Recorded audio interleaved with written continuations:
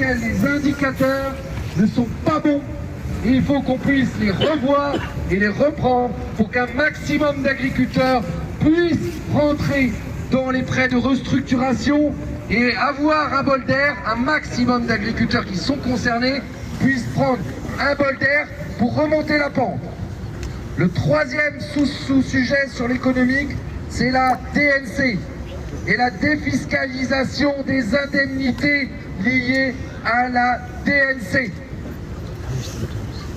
Quatrième sujet, c'est la loi spéciale dont vous a parlé Arnaud ce matin, afin d'avoir enfin un cap pour notre pays, sur les moyens de production, sur les normes, sur l'environnement, et enfin arrêter de sortir et gesticuler tous ensemble là, tous les 6 mois, parce que manifester, c'est ce qu'on lui a dit, c'est pas notre métier. Notre métier, c'est de nourrir de qualité, nourrir nos Français, et donc à un moment donné, on a besoin de savoir comment on produit, quelle vision on porte pour les JA qui doivent s'installer demain, qui sachent où ils vont. Alors ça, c'était les 4 points de base, et on en a rajouté.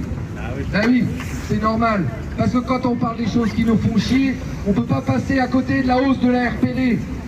Cette charge directe qui va revenir sur nos exploitations, et qui est déjà revenu pour certains, là tout de suite maintenant, pour ceux qui ont fait leur commande, ils l'ont vu, pour ceux qui ne l'ont pas encore vu, vous allez le voir.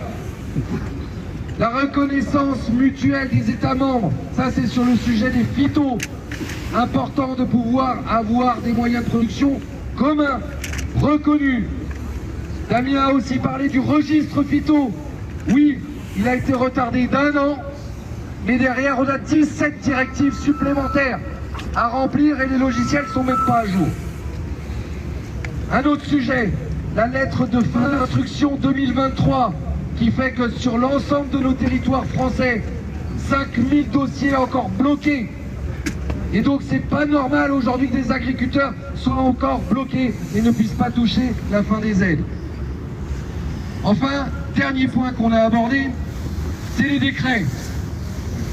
La mise en place de tous ces décrets qui doit se faire le plus rapidement possible. Alors oui, on a entendu les annonces du Premier ministre, de la ministre, sur les engagements d'avoir les décrets. Sur la flotte, un certain nombre de décrets, je pense aux ICPE, avant le 31 janvier, mais il faut aller plus vite.